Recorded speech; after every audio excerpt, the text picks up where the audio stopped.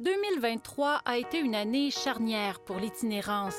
Collectivement, c'est comme si on avait réalisé que le phénomène prenait de l'ampleur et que si on n'agissait pas maintenant, on heurterait inévitablement un mur. Je pense qu'il n'y a plus personne au Québec qui doute de la crise de l'itinérance. Tout le monde la connaît et là, elle est encore mieux documentée. Pour une première fois dans l'histoire, les municipalités se sont réunies le temps d'une journée. Un des constats, faire de l'itinérance une priorité dans notre société. C'est une volonté louable, mais comment on y arrive?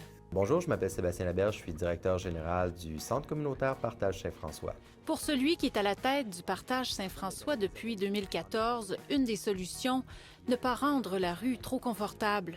Une des premières choses qui me choque, c'est que souvent, on voit des intervenants qui ont quand même un pouvoir d'action important, qui vont vouloir agir au premier degré sans penser à agir ou à travailler sur les causes plus profondes de l'itinérance.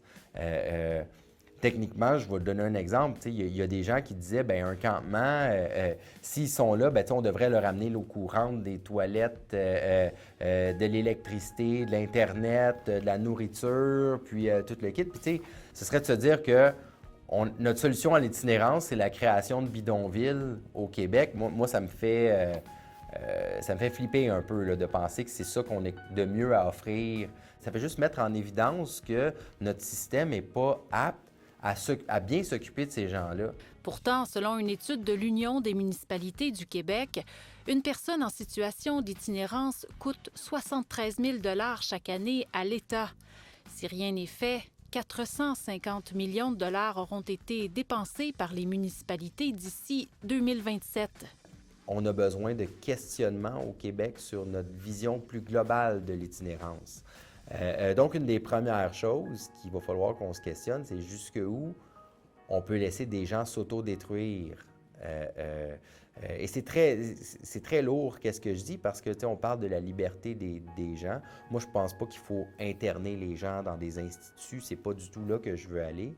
Mais si tout ce qu'on offre à des gens, c'est un chèque de dernier recours au début du mois, puis écoute, si ça va mal, va dans un refuge, puis qu'on espère que ce soit suffisant pour que les gens prennent des décisions différentes dans leur vie, je crois qu'on fait erreur. Parce que veut pas, ces gens vont vieillir dans la rue et tôt ou tard, il faudra prendre soin d'eux. Une personne qui vit dans la rue va être réputée être 10 à 20 ans plus âgée physiquement que son âge réel. Donc, une personne de 55 ans dans la rue aurait peut-être la capacité physique d'une personne de 70 ans, exemple. En plus de leurs problématiques de comportement et de consommation. Donc, ces gens-là sont très hypothéqués, ces personnes-là sont très hypothéquées.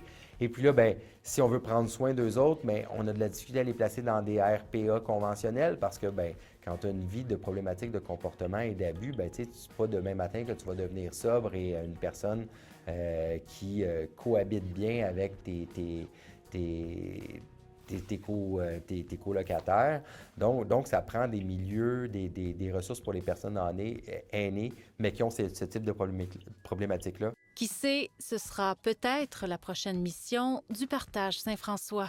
On pourrait développer une expertise un petit peu plus pointue à ce niveau-là et développer un nouveau milieu d'hébergement qui répondrait à ce besoin-là, c'est-à-dire aller offrir le service, non pas en réinsertion, mais en maintien et en continu avec les personnes qui désirent peut-être vieillir dans ce type de ressources-là. Mais il faut assurément qu'on devienne plus bienveillant envers ces gens-là, ne pas juste aborder l'itinérance sous l'aspect de la charité. Je trouve qu'on fait fausse route là-dedans parce que malheureusement, je trouve que la voie de la charité pure et dure, on enferme et on stigmatise des gens, on les cristallise dans un mode de vie d'itinérance plutôt que d'essayer de les aider à s'en sortir. C'est des gens qui méritent toute la dignité du monde puis tout le respect.